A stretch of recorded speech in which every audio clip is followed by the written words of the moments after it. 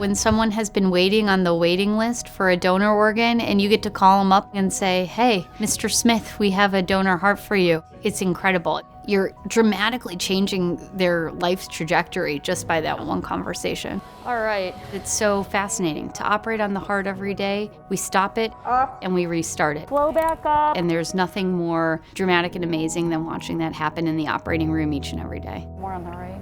And specifically when you're doing a heart transplant, you're taking out an old organ, you're putting in a new heart, and it reanimates in the body, that will never get old.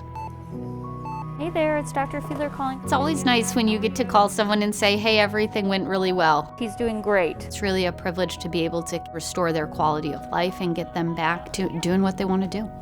See you later.